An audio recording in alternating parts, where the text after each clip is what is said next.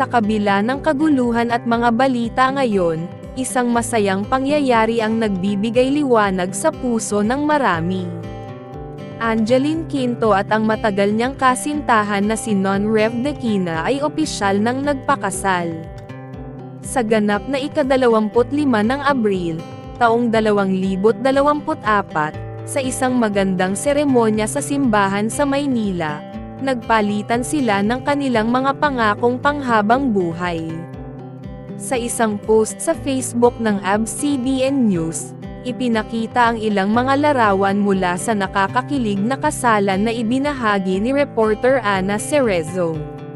Makikita sa mga larawan ang napakagandang bihis ni Angeline na may mga bulaklak na palamuti. Samantalang si Non-Rev naman ay nakasuot ng elegante at istilong barong. Dahil dito, ang pangalan ni Angeline Quinto ay naging sentro ng atensyon, lalo na sa mundo ng showbiz. Ang kasalan ng sikat na mang-aawit at ng kanyang kasintahan na hindi taga-showbiz ay naging usap-usapan sa buong bansa. Ang seremonya ng kasal ay inalay sa Quiapo Church, isang lugar na espesyal para sa kanilang dalawa dahil sa kanilang debosyon sa itim na Nazareno. Ang seremonya ng kasal ay dinaluhan ng mga malalapit na kaibigan at pamilya ng mag-asawa, pati na rin si Eric Santos na isang kaibigan at kasamahan sa industriya. Isa sa mga kakaibang bahagi ng seremonya ay ang pag-awit ni Eric ng "Till I Met You", isang awitin na nagdulot ng damdamin sa lahat ng naroon. Ang video nito ay agad kumalat sa social media, nagpapakita ng kakaibang kagalakan at pag-ibig sa araw ng kanilang kasal. Kasama rin sa kasalan sina Vice Ganda bilang Maid of Honor at si Sarah Geronimo bilang Flower Girl.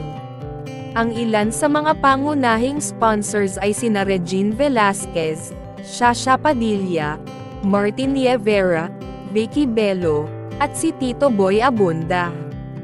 Bago matapos ang segment ng Fast Talk with Boy Abunda, ibinahagi ni Boy Abunda ang balitang ito sa programa. Sinabi niya, "Naway magkaroon kayo ng maligayang buhay at magpatuloy na maging matibay ang inyong pagmamahalan kahit ano pa ang mga pagsubok na darating." Sa loob ng ilang taon, naging patunay ang kanilang pagmamahalan sa bawat hamon ng buhay. Noong taong 2022, isinilang ni Angeline ang kanilang anak na lalaki na pinangalanan nilang Silvio.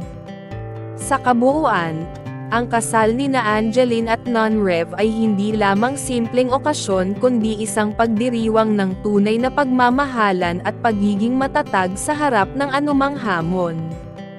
Ipinagpapasalamat natin ang araw na ito at nagbibigay galak sa ating lahat.